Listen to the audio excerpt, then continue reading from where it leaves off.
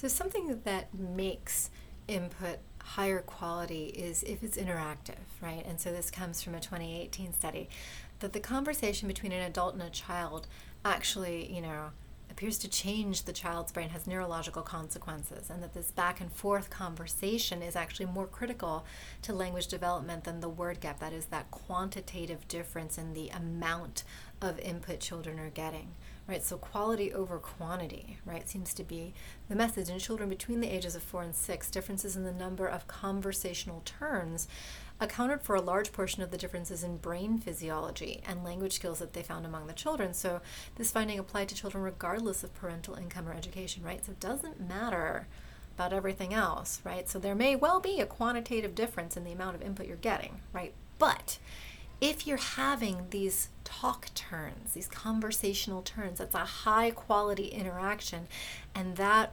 really helps vocabulary development.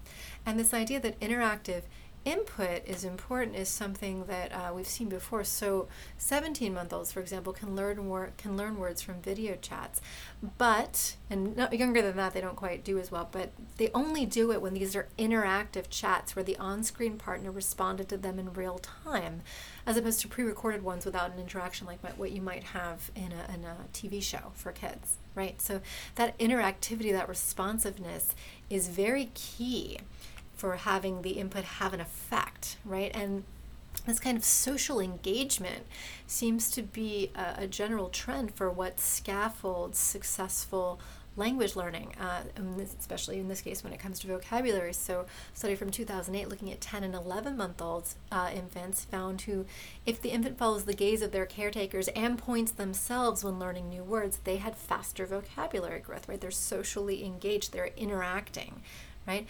And a study from 2013, the 10-month-old ability to follow the pointing, to socially engage and share that shared attention, that correlates very well with current vocabulary acquisition of words that aren't nouns, so verbs and adjectives and other types of things that aren't just nouns, which are objects, for example. Right, so the social engagement is very key. 2015 study again showing this time with 16-month-olds that they learned labels for new objects the best when the labels were provided contingently after the child's own pointing gesture, right? So there's this interaction where the child picks out what they want to learn about and they get the input at that point for the word, right? So early word learning, in this case very early word learning, may be greatly facilitated by these kinds of social cues, this interactive aspect of the environment for learning language and learning words. And so again, following up on this, for the 14-month-olds, if they tended to look at objects after being encouraged to do so, which is known as infant follow-in, right?